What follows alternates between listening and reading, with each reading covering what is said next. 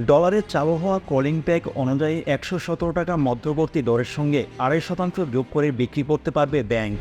এতে করে আমদানি নিষ্পত্তিতে সর্বোচ্চ দর হবে ১২০ টাকা। গভর্নর ডক্টর আহসান এইচ মনসুরের সঙ্গে ১২ ব্যাংকের এমডিদের বৈঠকে বিষয়টি পরিষ্কার করা হয়।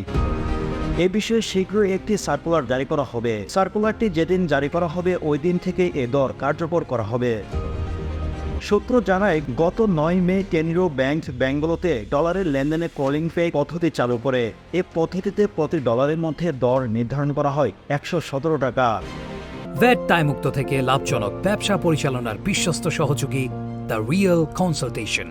স্বচ্ছ ভ্যাট আইনে দক্ষ ন্যায্য ভ্যাট প্রদানে। ব্যাংকগুলো এর থেকে সর্বোচ্চ ১ টাকা বেশি বা ১ টাকা কম বেচাকেনা করতে পারবে। এ হিসাবে ডলারের দাম হয় সর্বনিম্ন ১১৬ টাকা থেকে সর্বোচ্চ ১১৮ টাকা।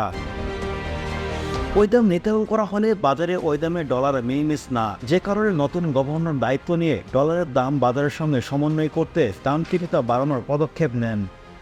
কেন্দ্রীয় ব্যাংকের সিদ্ধান্ত অনুযায়ী ডলারের দাম এখন সর্বোচ্চ ১২০ টাকা পর্যন্ত বাড়তে পারবে। এই হিসাবের মধ্যে দর নির্ধারণ করা হবে।